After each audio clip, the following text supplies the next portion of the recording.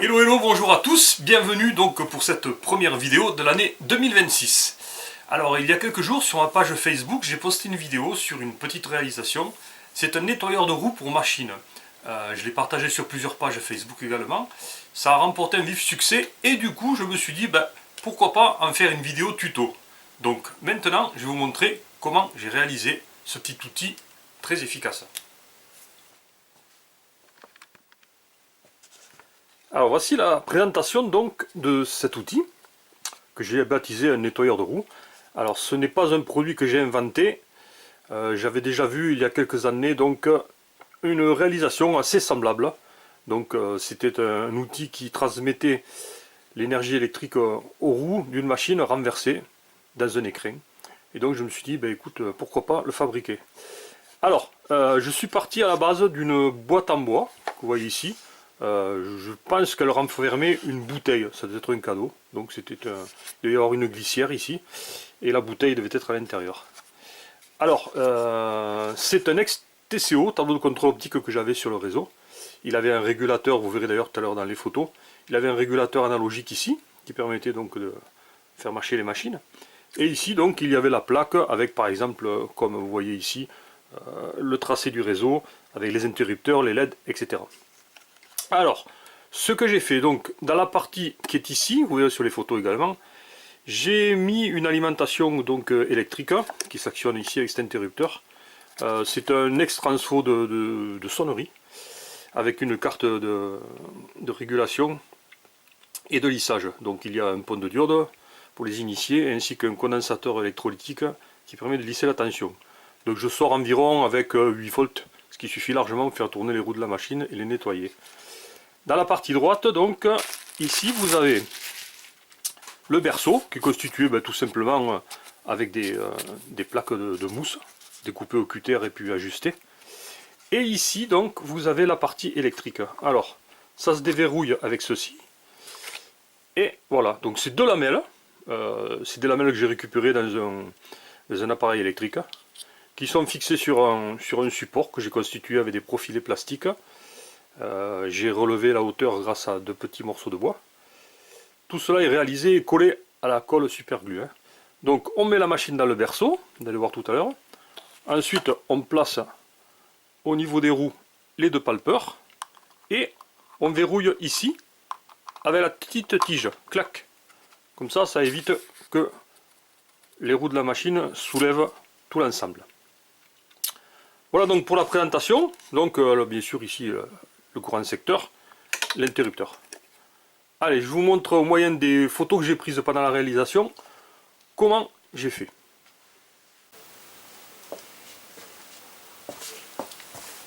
Alors par exemple ici, nous allons prendre une BB 8595 et nous allons nettoyer les essieux. Alors on commence par déverrouiller le système. Hop. La machine dans le petit berceau. Hop, on règle les roues. Et on verrouille. Voilà, à ce stade-là, les roues tournent. Donc là, voilà un coton-tige que j'ai au préalablement enduit avec du nettoyant contact. Et donc là, c'est parti. On peut nettoyer.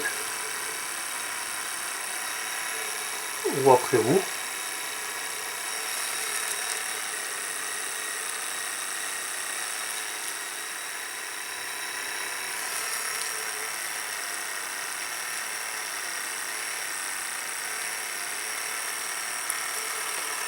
Et voilà. Hop, on éteint. On déverrouille le système. Et on peut retirer la machine. Ben voilà, nickel. Voilà. Les roues sont impeccables. La machine peut reprendre du service sur le réseau. Voilà, la machine est remise sur le rail avec sa collègue. On va pouvoir faire des essais. Hop. Et voilà. Impeccable. Bon ben voilà, le train de nuit peut reprendre sa course. La panne a été réparée.